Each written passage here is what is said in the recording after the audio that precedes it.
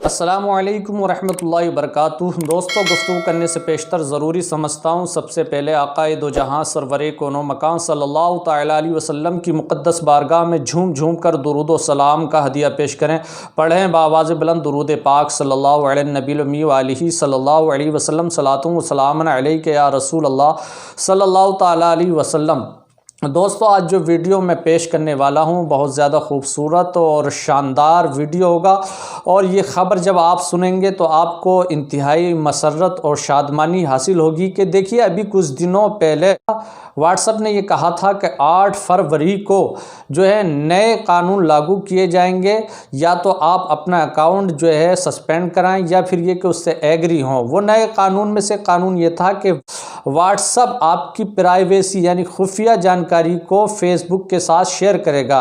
इसी वजह से लोगों ने दूसरी एप्लीकेशन लोड करना शुरू कर दिया, जिसमें बिप एप्लीकेशन जो टर्की की है और दूसरी टेलीग्राम। इस पर बेशुमार अकाउंट बनाए गए। बिप पर 50 मिलियन अकाउंट बना लिए गए और जो है इस टेलीग्राम पर भी बेशुमार अकाउंट बनाए गए। ये चीज़ को देख करके व्हाट्सएप के होश उड़ गए। इस वजह से व्हाट्सएप ने जो है अपनी हार मान ली और फिर से अपना स्टेटस जारी करके ये चंद बातें कही हैं। नंबर 1 कि हम आपकी प्राइवेसी का ख्याल रखेंगे। नंबर 2, हम आपके पर्सनल मैसेज पढ़ या सुन नहीं सकते। नंबर 3, हम आपकी लोकेशन देख भी नहीं सकते, ना शेयर कर सकते।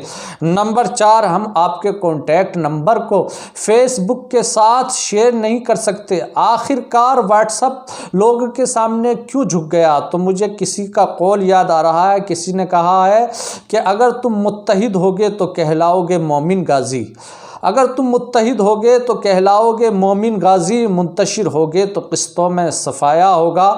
बात यह है कि जो इत्तिहाद से काम करते हैं, जहां वो इत्तिहाद कर लेते हैं वहां उनकी जीत होती है।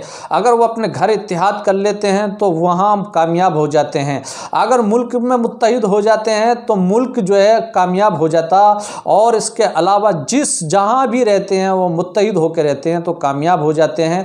इसी इत्तिहाद की बुनियाद पर व्हाट्सएप को जो है सबके सामने झुकना पड़ गया। अब व्हाट्सएप जो है आपकी प्राइवेसी का ख्याल रखेगा, आपके कॉन्टैक्ट को जो है फेसबुक के साथ शेयर नहीं करेगा और इसके अलावा आपकी प्राइवेसी को, ना प्राइवेसी मैसेज को ना पढ़ सकता है ना सुन सकता है।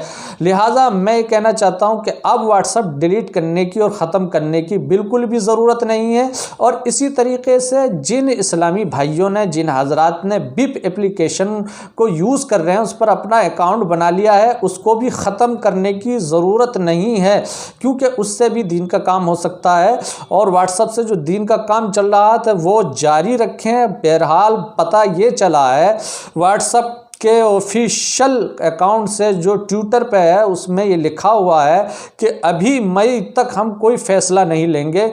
मई में हाँ कुछ जो है चेंज किया जाएगा, लेकिन व्हाट्सएप ने ये बात बिल्कुल जाहिर कर दी है कि व्हाट्सएप कभी भी आपके कॉन्टैक्ट नंबर को और आपके प्राइवेसी मैसेज को शेयर नहीं कर सकता, ना पढ़ सकता, ना सुन सकता। इसके अलावा आपकी लोकेशन को भी नहीं देख सकता, ना उसको शेयर कर सकता। इससे मालूम हुआ कि व्हाट्सएप बिल्कुल अब इस एतबार से, इस इत्तिहाद की वजह से बिल्कुल सिक्योर हो गया है और उसको अपनी परेशानी समझ में आ गई है और उसको अपना नुकसान भी समझ में आ गया है कि लोग अगर व्हाट्सएप को छोड़कर दूसरी एप्लीकेशन को इस्तेमाल करने लग गए तो फिर वो गिरोह हो जाएंगी और इतने यूज़ में आ जाएंगी कि फिर कोई व्हाट्सएप का इस्तेमाल नहीं कर पाएगा। व्हाट्सएप को जो लोगों से आमदनी हो रही है बेशुमार बेहिसाब, वो बिल्कुल ख़त्म हो जाएगी। तो व्हाट्सएप ने जो है लोगों के इत्तिहाद की वजह से अपनी शराइत को जो है ख़त्म कर दिया है, लोगों के सामने झुक गया है